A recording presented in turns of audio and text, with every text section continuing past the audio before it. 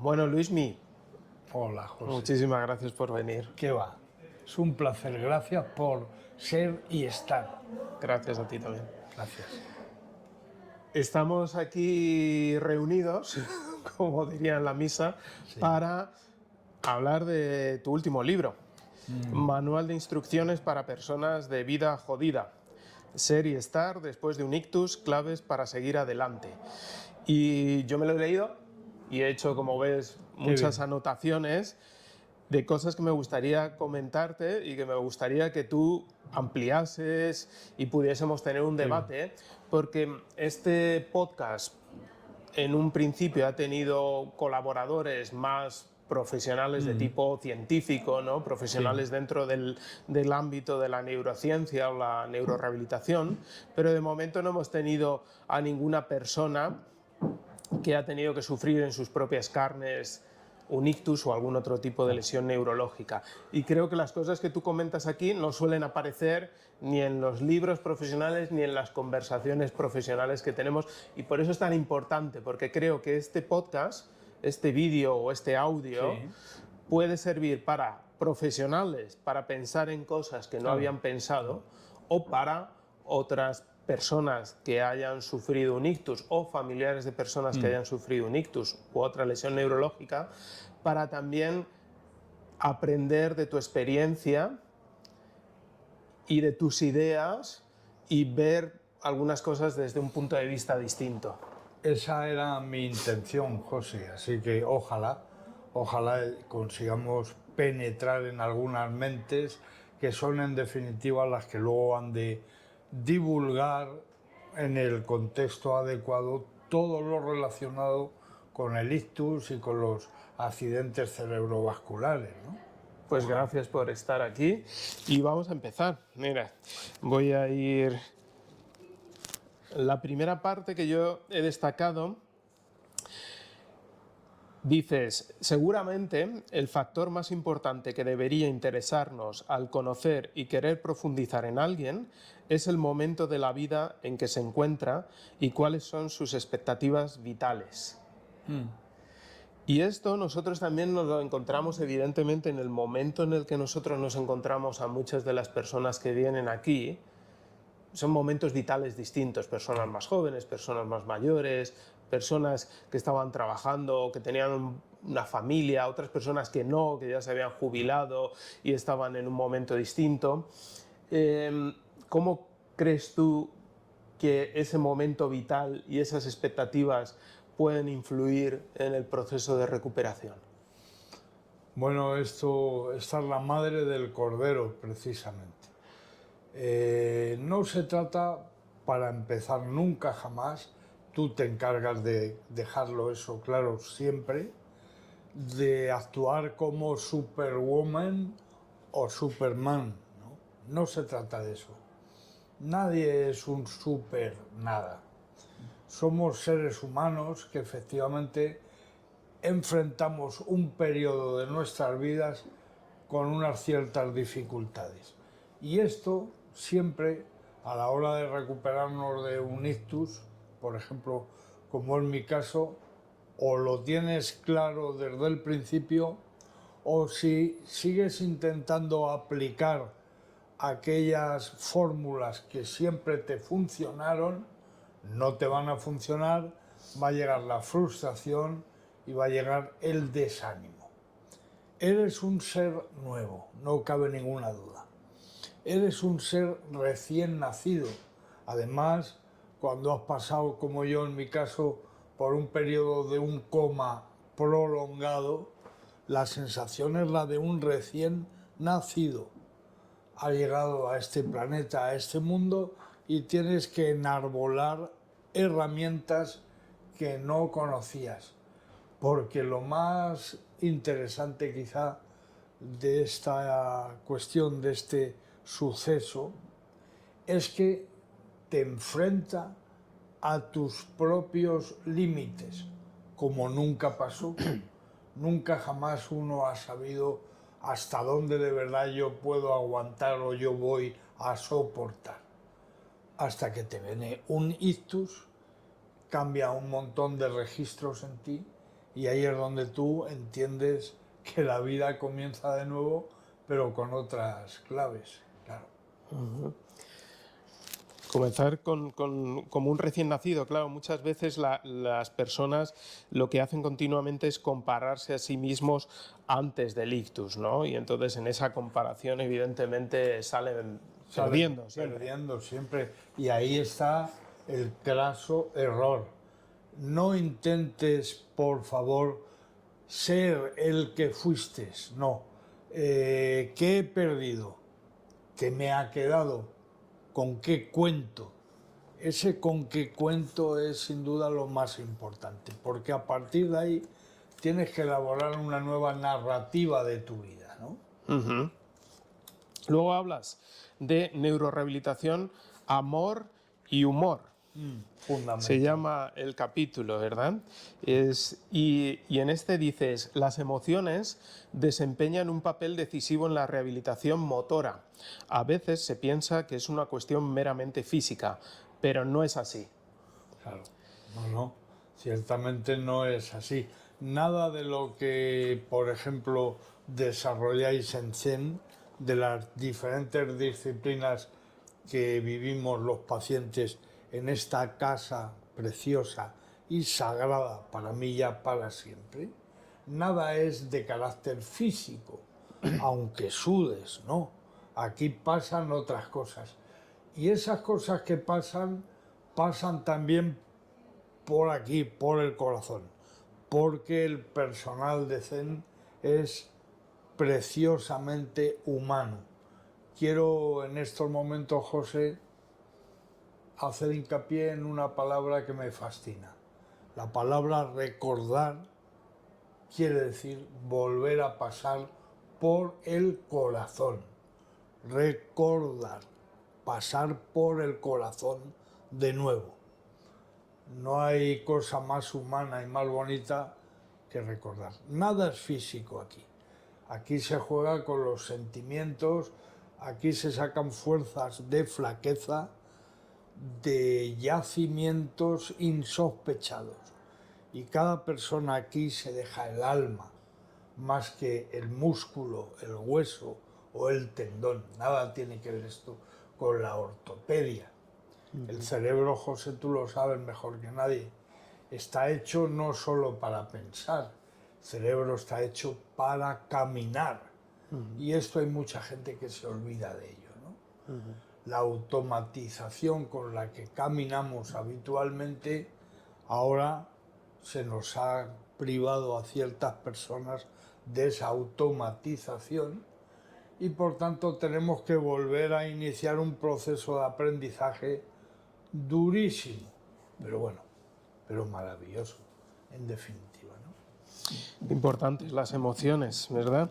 Hombre, Y un equipo, como dices, no solamente los psicólogos, ¿no? Porque a veces es como que se cree que la parte emocional pues, es la que trata el psicólogo, pero como bien dices, el equipo humano del que te rodees, el equipo profesional que tiene que ser muy humano, todos tienen que ser psicólogos. Y el otro día, justamente aquí en este pasillo, me paraba el marido de una paciente que estamos tratando ahora y me decía, oye, quiero dar las gracias y destacar que todo el equipo es fantástico, pero esta persona que trata habitualmente a mi mujer, dice, más allá de ser terapeuta, lo que es su psicóloga, porque claro, llega por las mañanas y llega decaída y llega un poco triste y tal, y le anima y le vuelve a dar energía y le vuelve a dar ganas de luchar, y entonces eso yo creo que es más importante todavía que cualquier ejercicio sin que duda, se haga sin con los duda. pacientes, ¿no? Por favor, lo primero, esto se suele decir en Andalucía por lo menos, lo primero es lo primero. Y es así, lo primero es lo primero. Primero cuidar a la persona que más allá de lo material y de lo físico, tiene también otra dimensión espiritual y otra dimensión que es la parte humana que a todos nos reconforta, que nos cuiden por ahí, ¿no? Y esto suele olvidarse en los procesos extremadamente medicalizados, ¿no? no, un ictus es una cuestión científica y no sé qué. Bueno, señor mío, bien para empezar, pero no se olvide de que hay un ser humano ahí que tiene unas necesidades imperiosas humanas, humanísimas. Y esas son las que vosotros aquí acometéis de manera innata y de forma instintiva. Yo recordaré siempre, no lo voy a olvidar jamás, lo bien que me ha tratado José a nivel humano. Esta persona ha sabido entrar en mí.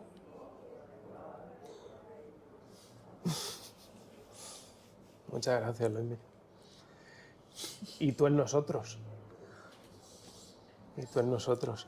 Y en relación con eso, hay otra parte en donde dices, será muy eficaz todo aquello que venga a proteger, cuando no a propiciar, nuestra autoestima. Y para ello nada mejor que evitar regodearnos en lo que fuimos y en cuáles fueron nuestras cualidades antes del ictus, sino resaltar, cuidar y mimar nuestro aquí y ahora. Claro. Ya solo podemos contar con lo que ha quedado de nosotros y descubrir nuevas atribuciones que desconocíamos tener, pero que surgen directamente de un proceso de resiliencia y superación ciertamente admirables. Y esto tiene que ver con lo que decías antes del recién nacido y de la parte emocional, ¿no? De cómo hay una reconstrucción, Claro, total. del ser. Sí, sí, sin duda, José. Pero no olvidemos que el ego es fundamental aquí. Tiene que haber ego y lo hay. O sea, está muy bien que no te enroques en quién fui, porque eso no te va a dejar avanzar, porque ya no vas a poder tocar la percusión como a mí me gustaba. Yo ya no puedo con esta tocar mi cajón ni mi yambé, no puedo. Pero si me enroco ahí y me paro ahí, no voy a poder avanzar. En cambio, sí necesito tener un reflejo de quién fui para también la reconstrucción. Muy importante el ego, que casi siempre se habla de él de manera peyorativa. ¿Y qué somos sin ego? No somos nada, no existiríamos. Yo creo que está bien que la persona tenga claro un retrato robot de él mismo. Eso es fundamental. Y eso es fundamental para todo el mundo, no solo para las personas que hemos padecido un proceso de este tipo. Cualquier persona lo primero que tiene que ser es consciente de quién es, de qué lugar ocupa en el mundo. Un presidente de gobierno debe aprender cuanto antes que todo lo que él diga o haga representa a su país, por ejemplo, ¿no? Bueno, hago alusión al último artículo de un tal M. Rajoy, ¿no? Un artículo periodístico, no periodístico, periodístico. Uno tiene que saber que cuando tiene un determinado cargo o lo ha tenido, no habla ya per se, habla representando a otros. Esto es importante. Y claro, de la parte del ego, del yo, de la emoción, del volver a nacer, hay una parte que dices, la depresión post-ictus se presenta en 1 de cada 3 pacientes y en más del 50% de los casos. No se diagnostica ni se trata, en más del 50% de los casos. Un estudio publicado por la Sociedad Española de Neurología afirma que este tipo de depresión es la complicación neuropsiquiátrica más frecuente tras un ictus. Ya he aclarado que escribir ha sido una parte importante de mi terapia de recuperación. ¿Qué recomiendas para tratar de mitigar el impacto de la depresión o de los problemas emocionales? Después... Esta es la parte más difícil. Para mí, este es el epicentro de la recuperación, el epicentro del ser que tiene que salir de un hoyo.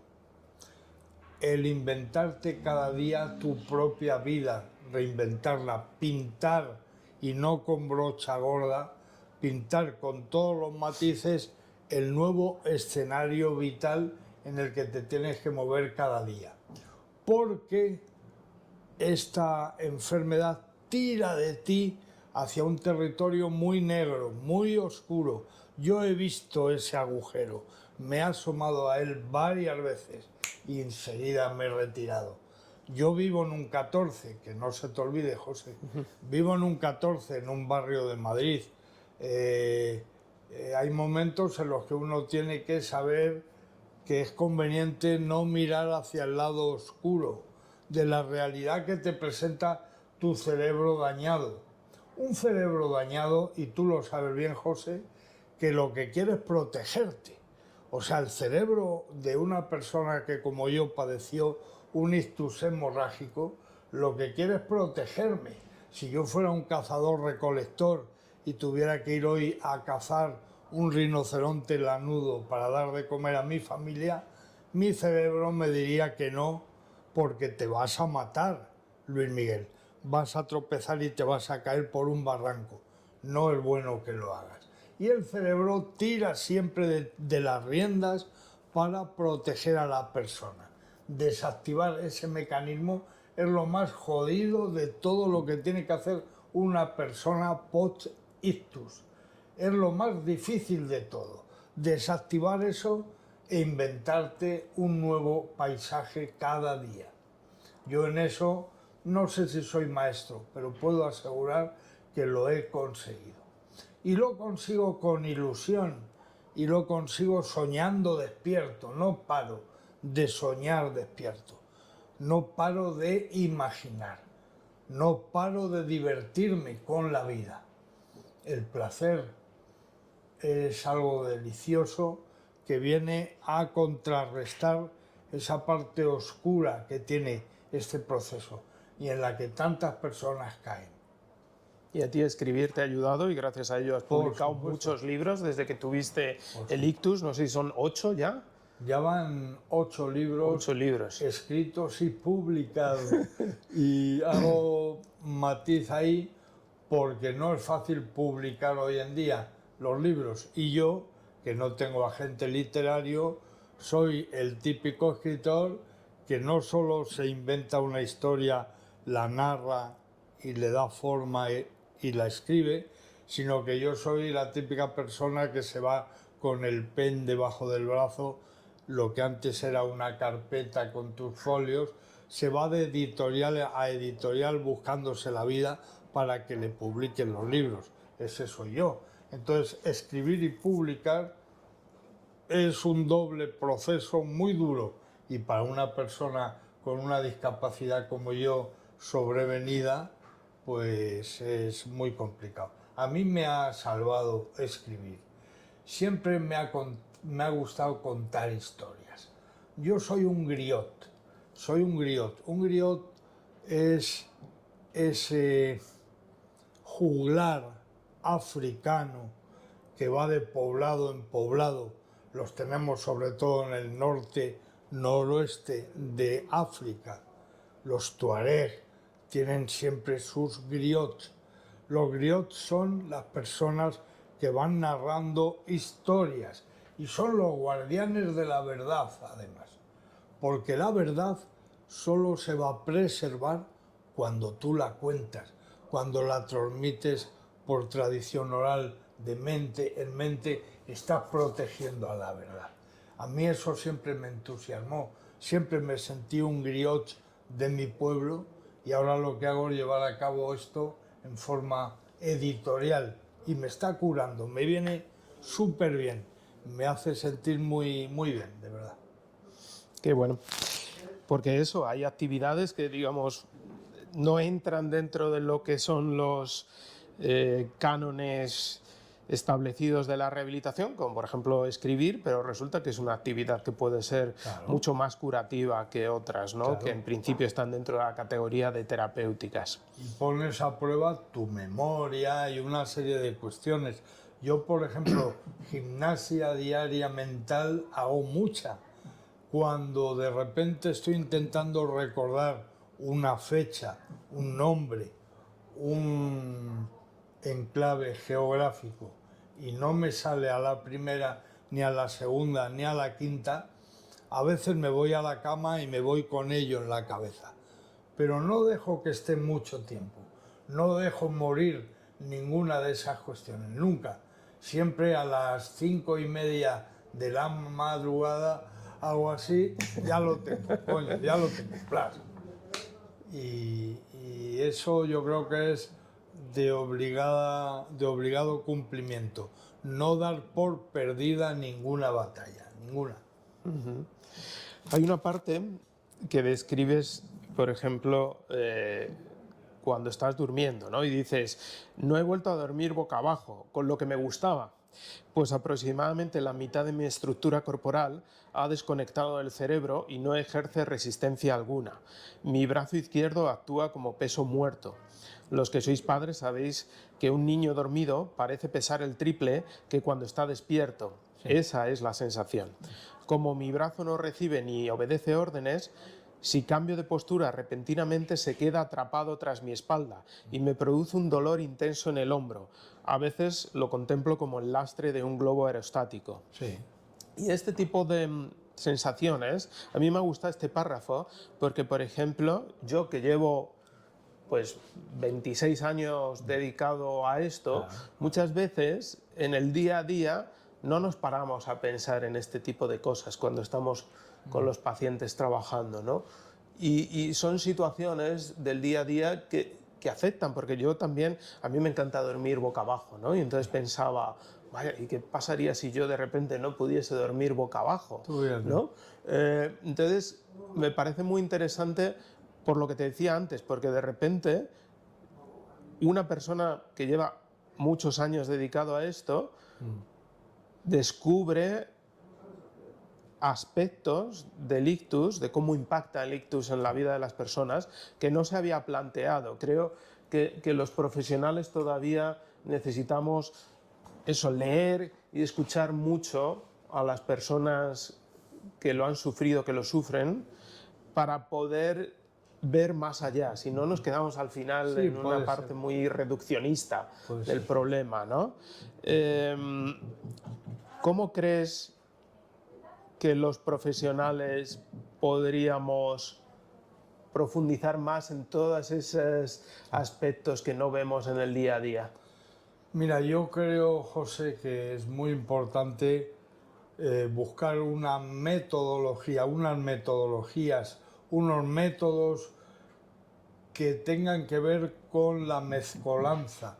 O sea, que tú puedas incorporarme a mí, ya sabes que lo puedes hacer cuando te dé la gana, en cualquiera de tus sesiones para que yo empatice con la persona al nivel de resiliencia, de sentimientos, de moral, me atrevo a decir hasta incluso de ética, o sea, de aspectos que son humanos, las famosas humanidades. Tú eres de ciencias, pero tengo la sensación de que no te vendría nada mal, José, y ya lo haces, incorporar las humanidades a tu disciplina diaria, porque esto que manejáis es de carácter humano 100%. Y el carácter humano ya sabemos que se compone de aspectos en ocasiones intangibles, que no se pueden medir, por ejemplo.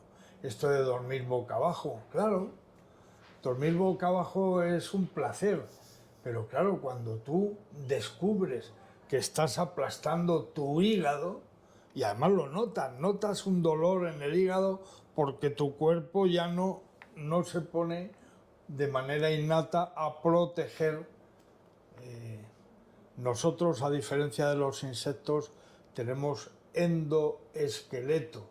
Los insectos tienen exoesqueleto. No nos vendría mal ser escarabajos, porque el exoesqueleto está protegiendo todos los órganos blandos a base del caparazón. Si tuviéramos caparazón sería divino. En nuestro caso no. Mi esternón y mis costillas están por dentro y necesitan que haya todo un sistema muscular que lo cuide, que lo proteja. El famoso canto de Franco Battiato, que tanto me ha inspirado siempre y al que yo adoraba, un centro de gravedad permanente, ¿no? Él lo buscaba, yo lo busco ahora, cada día. Ujú. Y una última parte que trata sobre lo mismo, donde dices, después de ducharme, llega otro momento clave, vestirme solo. Ponerme una camiseta o abrocharme una camisa con una sola mano es una de las tareas más complejas. Si fallo en el primer intento, la frustración me deja tocado el resto del día. Si lo consigo, empiezo con buen pie y me siento orgulloso. Entonces es otro de estos detalles, ¿no? De cómo cosas cotidianas del día a Sí, día pueden tener tanto impacto por Dios. en la persona. Mira, este bastón, que como sabes es un lobo, si yo entro en un restaurante y Mónica o cualquier persona que me acompaña coge el bastón para que yo me siente, me acomoda y el bastón lo dejan apoyado en cualquier pared. Pero con la mala suerte de apoyarlo con la mirada hacia adentro. O sea, si yo veo mi bastón con los ojos del lobo hacia la pared y no hacia afuera, yo me siento fatal y me cabreo y puedo montar un pollo. Qué cosa absurda. Son obsesiones, obsesiones porque él está velando por mí, él es mi guardaespaldas, este no puede estar en un rincón o en el suelo, ya ni te cuento. Mi bastón tiene que estar siempre de pie y mirando al frente, mirando hacia afuera. Esas cosas pasan y esas cosas nos ocupan nuestro día a día, nuestra vida. La vida así también es muy bonita, es muy interesante porque hay una colección de matices preciosos, insospechados, que le dan a la vida luz y color. Así que esta historia no voy a elevarla a los altares, pero esta es una historia que tiene también consecuencias positivas. Claro, no cabe duda. Igual que otro tema del que no solemos hablar, que tú comentas en el libro y que es tan importante, bueno, dos. Uno es el sexo y otro es el sueño. Y el sexo, dices, insisto en que es casi un deber entregarnos al placer tras un daño cerebral adquirido o sobrevenido. Es muy importante. José, yo creía, cuando tuve el ictus, yo pensaba que si eyaculaba, si yo tenía un orgasmo, iba a tener otro ictus. Entonces, fíjate, imagínate el hecho de enfrentarte a un orgasmo con ese miedo a que se rompa de nuevo otra arteria o pase cualquier cosa, eso a mí me paralizaba, era terrible. La única manera de comprobar que el orgasmo no era igual a ictus era intentar tener un orgasmo, claro. En este caso y a estas alturas de la vida, yo lo que propongo en el libro y cuando hablo con cualquier persona de mi edad sobre este tema, lo que yo propongo es autoexplorarte, la vuelta a la adolescencia, conocerte. Si eres chica, vamos a por ese punto G, idolatrado y mitificado punto G. Busca y encuéntralo. Y si eres chico, tócate, búscate, mastúrbate sin duda alguna. Porque cuando lo hagas descubrirás que el placer llega, sigue siendo tan adictivo como antes, sigue siendo maravilloso. La erección no es sin duda la misma. Yo, por ejemplo, en este aspecto estoy fatal, pero consigo mi grado de erección en la masturbación y eso me hace sentir realmente muy bien. Y cuando eyaculo, cuando viene el orgasmo, no me pasa nada. ¡Ay, qué alegría, qué bien! Creo que es fundamental saber conocer tu cuerpo. Otra cosa diferente ya es mantener relaciones. Por ejemplo, yo con mi pareja éramos los reyes del sexo. Nos volvía loca esa materia. Qué cosa tan bonita, tan humana. La sexualidad es una disciplina humana de un calado increíble. Y eso se nos ha acabado. ¿Y por qué se nos ha acabado? Es muy curioso. Si yo ahora mismo, José, tengo que hacer algún ejercicio de equilibrio para hacer un cunilinguis, por ejemplo, o una felación, yo voy a tener una cantidad de problemas hasta el punto de que no sé si voy a poder volverme a levantar o no. Cuidado, ¿eh? Y ya no es solamente el ridículo que hagas delante de alguien después de haber ejecutado un acto de sexo oral, si de repente intentas levantarte y te caes. Yo no voy a poder estar en cuclillas. Yo no voy a poder en una cama mantener el centro de gravedad necesario para que dos cuerpos se acoplen. Porque la sexualidad es un puñetero milagro, es una maravilla. Que dos personas que, por ejemplo, no se conocían hasta antes de ayer, se metan en una cama y todo encaje de maravilla, con placer para ambos, eso es un milagro para el que hay que estar realmente dotados y preparados. Cuando una persona como yo tiene la parte izquierda de su cuerpo paralizada, se tumba en una cama posiblemente sobre el lado derecho en exceso, y esto hace imposible que yo pueda mantener sobre mí el cuerpo de mi maravillosa pareja ejecutando el acto sexual, que yo no lo pueda resistir, incluso que me asfixie. Y ya ni te cuento si soy yo el que con la postura del misionero maldita me pongo encima de ella, pues también voy a tener problemas. En fin, de todo esto habría que hablar largo y tendido con especialistas y dando claves para resolver un problema que realmente tienen las personas que han tenido un accidente cerebrovascular. Porque digo que lo tienen porque sé que hay deseo en ellos. Si el ictus no te ha arrebatado el deseo, si sigues teniendo deseo sexual, si sigues teniendo ganas, claro, esas ganas en un momento determinado han de poderse o intentar poderse llevar a cabo. Yo, en estos momentos de mi vida, no he vuelto a tener relaciones sexuales, pero albergo la esperanza de volver a tenerlas. Y lo que quiero es estar a punto. Por eso me masturbo a la semana las veces que yo considero, para estar siempre a punto. Quiero, el día que esto pase, entenderme, entender mi cuerpo, que ha adoptado una nueva forma. Es muy bonito todo esto, porque, sigo insistiendo, como la política que está denostada, yo digo siempre, la política es una disciplina humana de primer orden, y la sexualidad, por supuesto. Sí que es un tema, como dices, que merecería la pena hacer un podcast, ¿verdad? Un capítulo solamente sobre esto. Claro. Otra cosa que comentas, dices, la silla de ruedas es un gran invento que beneficia a millones de personas, pero yendo un poco más allá, en ocasiones la he contemplado como una dulce trampa.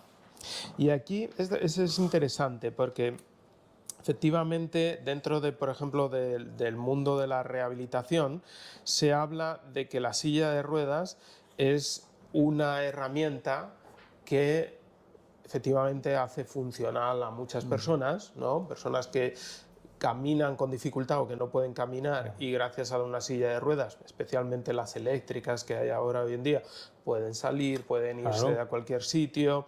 Personas que pueden efectivamente hacer distancias largas, irse de vacaciones, pasear por el paseo marítimo al lado de la playa, ¿no? Gracias a esa silla de ruedas. Pero tú siempre has dicho efectivamente que era como una especie de agujero negro o de dulce trampa. ¿Puedes explicar un poco más ese concepto? Mira, hay cosas muy sencillas. La posición del homínido que va en una silla de ruedas es una posición no de superdepredador, es la misma posición visual que tiene un fitófago, que tiene una presa. O sea, tú eres en una silla de ruedas, eres una gacela, eres un ciervo o eres un corzo o eres un jabalí. Nunca vas a ser un lobo, nunca vas a ser un león, nunca vas a ser un tigre de Bengala. Porque en la silla tienes una determinada altura y no te das cuenta, pero cuando alguien te habla de arriba abajo, te mira, ves unos ojos ahí arriba y tú le miras a él. Eso ya para empezar, esa es la primera. La segunda, si quien te lleva saluda a alguien, tú no tienes capacidad de valorar si esa persona está detrás de ti, si esa persona está en un lado o está en otro, o si esa persona lleva un machete con la idea de rebanaros el cuello a toda la familia. Tú solo oyes hablar detrás de ti y tú te intentas girar con dolor neuropático de hombro o de cuello o de lo que sea, te intentas girar, no lo consigues y es jodido, vas ahí bastante jodido. La silla de rueda, los botes se notan, pero claro, no cabe ninguna duda que es una maravilla para muchas personas que no tienen la posibilidad que, por ejemplo, tengo yo de poder caminar, ¿no? Lo entiendo perfectamente. Y lo único que digo es que no abusemos de ello, sencillamente lo tomemos como un accesorio que va a tener importancia en nuestra vida, pero no tiene que tener toda la importancia. La importancia siempre se la vas a dar tú.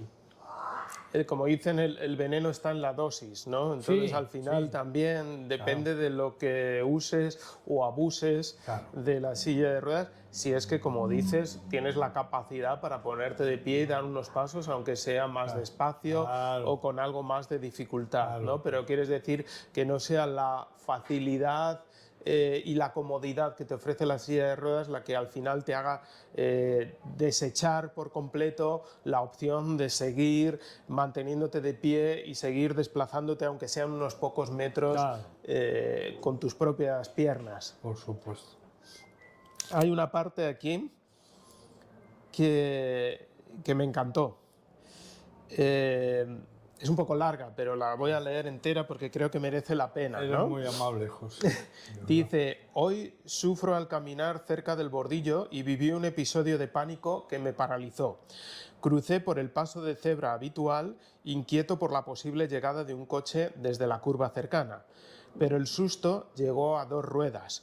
Un ciclista silencioso apareció de la nada y frenó a 1 metro de mi bastón. No me rozó, pero me llenó de congoja. Me quedé paralizado y regresé llorando a casa. Al día siguiente, mi daño cerebral me bloqueó de nuevo. Salí con pundonor, pero al llegar al mismo paso de cebra me derrumbé psicológicamente. El miedo provocó que mi pie izquierdo comenzara a torcerse por la espasticidad. Convencido de que cualquier máquina me atropellaría y de que mi osteoporosis me condenaría a nuevas fracturas, di un rodeo, envuelto en un ataque de pánico. Lloraba en mitad de la calle cuando un señor se acercó. «Perdone, caballero, ¿en qué puedo ayudarle?». Le pedí que me abrazara y lo hizo. Y es una escena de película, ¿no? Yo Sí, creo que pero- quedaría fantástica en una película. Te lo prometo que fue así. Esta persona me abrazó y, hostias, me sentí reconfortado. Solo quería eso. He llorado muchas veces en mitad de una calle pidiendo clemencia, muchas veces. Cuando este pie se tuerce, en mi cabeza viene el golpe violento de cuando me partí la cadera o cuando me partí el hombro en 2 caídas. El sonido de la caída lo tengo aquí. Y cuando el pie se tuerce me viene eso a la mente y me tengo que agarrar a alguien o a algo porque me muero de miedo. Me muero de miedo, me entra pánico terrible y hay que tener cuidado con eso. Lo he resuelto después de mucha lucha, sufriendo mucho, José. Es una parte psicológica, no cabe duda, pero cuidado con el terror, con el miedo. Los coches, por ejemplo, a mí siempre me han fascinado, me han gustado los coches. Ahora entiendo por qué los italianos le llaman la máquina. Ellos dicen la máquina de manera así un poco despectiva, ¿no? Lo entiendo perfectamente porque son máquinas, y máquinas infernales en ocasiones. Yo nunca había valorado a qué velocidad podía un coche entrar en una calle de una ciudad, y lo detecto por el ruido, el sonido. Oigo hasta las tuercas de los tornillos del motor. Oigo según se va acercando a mí de manera impresionante esa máquina que llega y que me da miedo. Ahora me dan miedo los coches. Intento evitarlos en la medida en que puedo, y a veces cuando cruzo por un paso de cebra lo último que uno espera es un ciclista, claro. Y un ciclista que el pobre se llevó un susto enorme también, ¿no? Pero a mí me rompió todo mi esquema de supervivencia, porque yo ejecuto el acto de ir a por el pan como si fuera a buscar el lince ibérico en Sierra Morena Oriental, no como ahora que el pobrecito lince está por todas partes porque lo han reintroducido. Yo cuando buscaba linces ibéricos eran de verdad, era en los montes de Toledo o era en Sierra Morena Oriental, eran auténticas expediciones. Bueno, ahora mi expedición es ir a por pan. Y claro, dices, vivir con discapacidad es enfrentarse cada día a un gigante. Es una vida de sacrificio y superación, pero también una vida de regresar a casa con la cabeza alta. Y yo creo que muchas veces también a los profesionales nos pasa que tampoco sabemos de estas situaciones, ¿no? Vemos a nuestro paciente y lo que vemos es, pues eso, que tiene un lado que no mueve igual de bien, que tiene más tono muscular aquí, que tiene una restricción de movimiento allá, pero no vemos estas situaciones que en el día a día impactan de una manera u otra en su persona, en su ser. Y yo muchas veces he tenido discusiones con distintos profesionales porque tendemos a hablar de una forma muy categórica, eso desde nuestra postura de profesional, ¿no? Y le digo, ¿pero tú alguna vez has estado en esa situación? ¿Has tenido que vivir en primera persona el tener una discapacidad, enfrentarte al día a día? Y creo que nos falta todavía mucha empatía de esas situaciones como esa que describías tú del paso de cebra, para saber realmente empatizar más y ponernos en el lugar de la otra persona. Fíjate, además hay un momento en el que el paciente, la persona, está instalado en lo irracional. Eso no se os debe olvidar. Estás instalado en lo irracional. O sea, que aunque tú me cojas de la mano y me digas con todo tu amor y todo tu conocimiento científico y clínico, me digas, Luismi, yo estoy aquí, que no te va a pasar nada, no te vas a caer. Tú me estás diciendo eso desde un ángulo racional. Es que además, José, tú piensas que yo estoy situado en la parte irracional y lo veo todo desde ahí. De manera que aunque tú con toda tu fuerza, con tu conocimiento científico y clínico me digas, me des la mano y me digas, Luismi, tranquilo, que no te vas a caer, que yo estoy aquí, yo te creo, pero yo estoy en lo irracional. Lo irracional es el miedo, yo me voy a caer contigo, pero me voy a caer igual. Entonces es muy complicado y hay que acometer la cosa desde ángulos que seguramente la parte científica convencional no contempla. Pero hay posiciones del paciente que ni él mismo sabe que existían. A mí, por ejemplo, ha venido en alguna ocasión, ha venido el portero de mi casa, después de que Mónica lo ha llamado por teléfono, a levantarme del suelo cuando me caí, por ejemplo, y me rompí el hombro. Un hombre fuerte.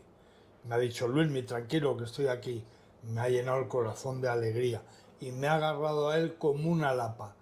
¿Qué hago contigo, Luis? Me digo, mira, llévame al despacho, del salón o de la cocina al despacho, en mi casa, y yo me creía que me iba a caer. Estaba convencido de que iba con él, pero que me iba a caer. y es irracional, evidentemente. Claro. Hay una parte que me gusta mucho que dice: considero importante cuidar siempre el aspecto estético y en una situación como esta mucho más. Intentar estar guapo o guapa como lo hacías antes de que tu vida se jodiera. Sí, creo que es importante, aunque yo evidentemente no lo consiga. Pero vamos, lo que sí he conseguido es proyectar la imagen que exactamente yo quiero proyectar. Es así. Por ejemplo, esto se hace, mira, tatuándote, si nunca lo has hecho y no lo hiciste antes, bueno, lo haces ahora. ¿Te tatúas por qué? Pues porque el tatuaje va a reafirmarte más. Cuando alguien te vea va a entender, esta persona lleva una estética tendente a proyectar una imagen de no sé qué, ¿no? La estigmatización siempre es un elemento de carácter social. Comprarte una camisa que te guste, por supuesto ir a la barbería a arreglarte tu barba.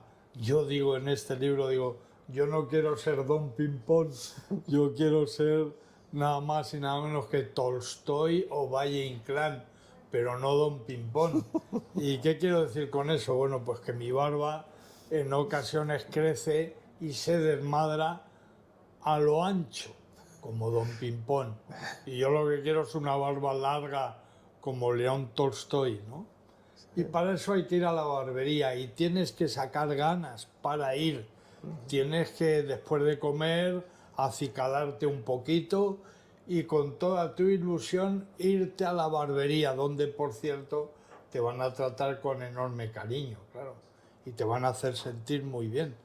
Y te va a doler también, porque esta es una cosa, José, que yo no esperaba. Yo antes era un enamorado de las barberías con cuchilla, con jabón, era todo ese ritual para mí era muy relajante. Ahora con la hipersensibilidad, en cuanto se acerca la punta de la navaja, sufro mucho, me duele y por favor no, dejadlo, no pueden. Y todo ya es con máquina, pero no puedo ni imaginar lo que es la navaja en mi cara. La hipersensibilidad es muy cabrona también. Son un montón de cosas que están ahí, ¿no? Pero como has dicho antes, al final te adaptas, ¿no? Y dices, Sí, bueno, no lo puedo hacer con navaja como antes, pero lo puedo hacer de otra forma y al fin y al cabo lo termino haciendo. Y me claro, acabo viendo al espejo y luego llego a claro. casa y Mónica me dice, oye, qué guapo estás, y eso me hace sentirme Muy mejor, importante ¿no? Eso es... porque peor que eso es tener la sensación de que estás feo, de que además de tullido, eres feo. Peor que sentirte bien es sentir que tu lugar en el mundo está en riesgo porque a lo mejor la pareja que tú tienes, que no es superwoman, como ya he dicho antes, a lo mejor resulta que esa persona, además de verte que estás con un caminar muy complicado, con una lentitud que tú no tenías, si además no te cuidas y estás feo, pues seguramente vamos a poner en riesgo cosas que no quieres poner en riesgo.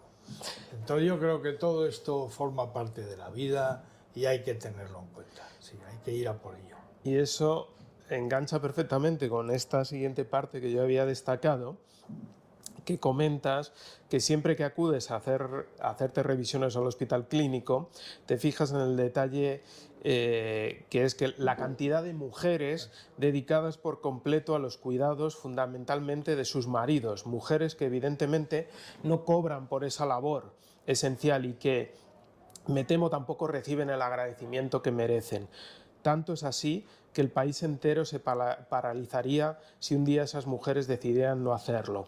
Y como dices, no estamos preparados para activar un amor en los tiempos del cólera tan poderoso en el que se mezclaran a la limón los papeles de amantes con los de cuidadora y convaleciente. Y esto es tan importante porque han sido tantos en todos estos años las parejas que he visto romperse después de un ictus y no no, principalmente por lo que dices tú, porque de repente, pues claro, lo que era tu pareja se convierte en tu cuidador, pero además tú que estás frustrado y cabreado por la situación, te empiezas se te vuelve el carácter más agrio, Sí, empiezas sí. a no agradecer ni siquiera Sí, todos José. estos gestos diarios, Sí, ¿no? José. Entonces, Sí, en este José. caso, ¿qué recomiendas para las parejas? Porque claro, también es complicado, ¿no? Vamos a Perder ver. esos roles de pareja y convertirte en... Me encanta esta pregunta porque esto es muy potente. Más importante que aprender a cuidar es aprender a dejarte cuidar. Hay que saber dejarse cuidar. ¿Y eso cómo se hace? No lo sé, pero con humildad, con amor y con agradecimiento, siempre, siempre con agradecimiento. Para empezar, yo tengo muy claro que yo no he sido un sex symbol, pero he sido el objeto del deseo de la persona que estaba conmigo. Nos hemos dado mucha caña mutua basada en la faceta erótica de la vida y por tanto solamente una mínima reflexión sobre, joder, esta persona ha pasado de contemplarme como su macho, aquel que la ponía a tope, a tener que limpiarme el culo, ¿no? Por ejemplo, ¿no? Entonces, solamente con esta reflexión debes entender que esa faceta hay que acompañarla de cariño, de humor y de mucho amor, no cabe ninguna duda. Es muy complicado y yo entiendo todas esas rupturas, las entiendo. Y además de entenderlas, sufro por ellas porque sé que la persona que ha sufrido el ictus va a quedar desamparada y muy posiblemente va a ser incapaz de tirar adelante en la soledad de la ruptura. Y la persona cuidadora que ha roto esa pareja también lo va a pasar mal porque se va a autoinculpar de cosas que ella no tiene la culpa. Entonces, cuidado que este es un tema muy importante. Entender el pundonor de las personas, entender que una mujer o un hombre que antes tenían un rol, ahora tienen otro. Y ahí hay déficit, ahí hay pérdida, y esa pérdida hay que restaurarla con amor, con atención, con agradecimiento, con una buena palabra, con un buen gesto, con un vámonos a cenar a toda leche, o vámonos este verano a no sé dónde. Ni una sola vez en mi familia hemos cortado ninguna aspiración de ninguno de los tres miembros en base a mi enfermedad. Por ejemplo, si alguien ha dicho, joder, qué bonito sería el Peloponeso griego, bueno, pues además de mirar la pasta, si la tenemos para poder viajar, por mí, chicos, yo que soy el cojitranco del grupo, no os preocupéis, que yo voy hasta el final del Peloponeso. Fundamental eso. Pero en base a qué? A tener en cuenta las personas que te están acompañando. Las personas que te están acompañando, hay partes del proceso que no entienden, lógicamente, y están desamparadas también. Y aquí hacéis en ese sentido también una labor maravillosa. Soy testigo de ello. Aquí en Zen no solo se me ha cuidado a mí, se ha cuidado a mi familia. Claro. Gracias. Y ya por último, dices, reflexiones vitales.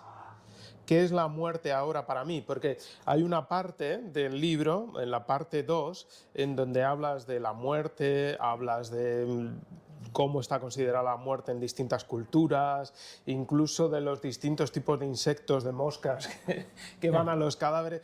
Yo, como te decía antes, cuando me lo leía, estaba en un momento diciendo, uy, me he perdido del libro, ¿no? De repente hemos pasado de que estábamos hablando del impacto del ictus en la persona, en distintos ámbitos a que estamos hablando de la muerte. Esto se debe a que tú tuviste una experiencia cercana a la muerte en tu momento de coma y de eso has salido, claro, siendo una persona distinta, ¿no? Sí. Pero al final, en esta última parte, que es reflexiones vitales, ¿qué es la muerte ahora para mí? Dice, ya no vas a poder ser el que fuiste. El ictus habrá borrado buena parte de tu pasado, pero ahora eres presente y futuro, en un nuevo ser.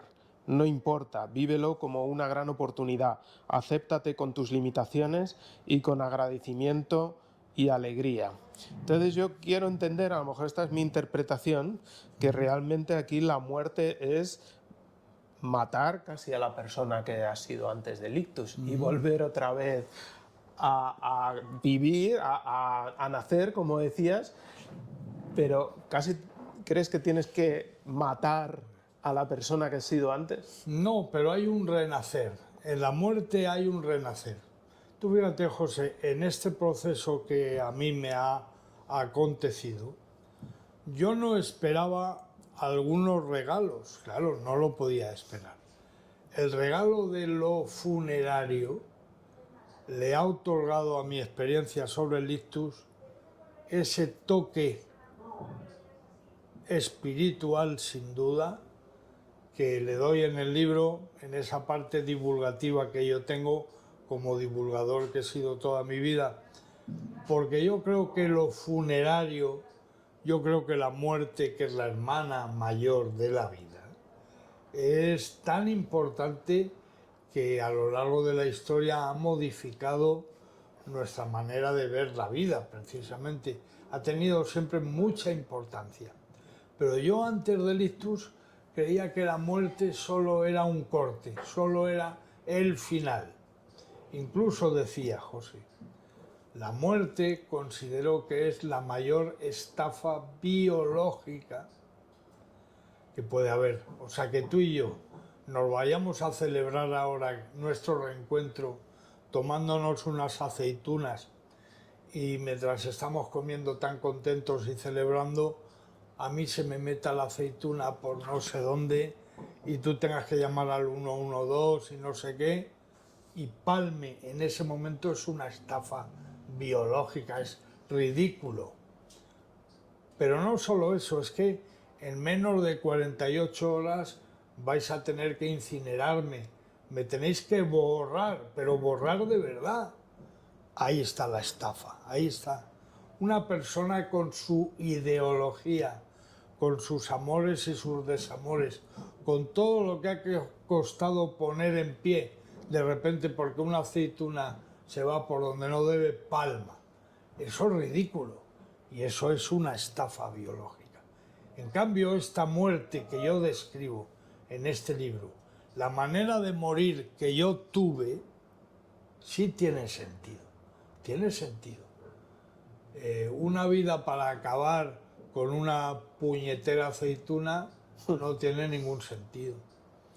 Pero una muerte con la belleza con la que yo la viví, joder, se la deseo a cualquiera, hasta a mi peor enemigo, le deseo la muerte que a mí se me planteó. Aparte de que espiritualmente hoy soy una persona mucho más contundente que antes. Yo siempre he sido una persona muy espiritual. Recuerdo que cuando yo volví del estado de coma, cuando yo vuelvo, los médicos vienen a felicitarme. Luis, pensábamos que no salías, pero qué alegría. Bueno, me dio una alegría maravillosa volver a ver a todo el mundo, ¿no? Y recuerdo una doctora que cuando le conté lo de la experiencia cercana a la muerte, me dijo, ya he hablado con el capellán del hospital para que venga a verle. Y yo le dije, no, doctora, no se equivoque. Yo no hablo de religiosidad, estoy hablando de espiritualidad, no de religión ni católica, ni musulmana, ni ninguna otra. Yo sigo siendo agnóstico practicante. Y digo esto de practicante porque hay cantidad de católicos no practicantes. Entonces yo soy agnóstico practicante. Sigo siéndolo. Pero he tenido la fortuna de vivir una experiencia que me demuestra lo más bonito y lo más inspirador. Ante la muerte no somos objetos pasivos que nos entregamos y ya está, no. Ante la muerte ya verás cómo se va a potenciar tu conciencia y vas a poder ejecutar alguna suerte de decisión, de toma de decisiones en ese momento crucial de tu existencia. Eso a mí me dejó maravillado, me ha dejado fascinado y por eso cuento aquí lo que cuento. Y con respecto a las moscas, la cosa es muy bonita. Claro, las moscas son, para empezar, ese insecto que nos demuestra que hemos estado equivocados durante siglos. Esa idea de que te van a comer los gusanos de la tierra es una idea absurda y ridícula. No son los gusanos de la tierra, son las larvas de las moscas. Son los huevos que las moscas han puesto en el cadáver y son las crías de esas moscas las que se van a comer el cadáver. Por tanto, si hoy los cadáveres los velamos en los tanatorios impolutos que no admiten la entrada de una sola mosca, esos cadáveres hoy no van a ser devorados por ningún animal con forma de gusano, ninguna larva, porque la mosca no habrá cagado el cadáver. Y yo todo esto quería contarlo, porque hay un libro fascinante que cito en el libro, que es una maravilla, es un libro francés que yo encontré hace muchos años sobre la fauna cadavérica. ¿Sabes que hay mariposas que se dedican a hacer ese proceso? Mariposas que se alimentan de los cadáveres. Hay escarabajos también que se alimentan de los cadáveres, aparte de las moscas. El ciclo de la vida, al fin y al cabo. Ciclo de la vida, ¿no? Bueno, Luismi, pues yo echaba mucho de menos nuestras conversaciones, como tantas que tuvimos hace tiempo, ¿no? Cuando estábamos aquí solos, además, porque nos tocó vivir la época del coronavirus, en donde todo estaba cerrado y veníamos tú y yo aquí.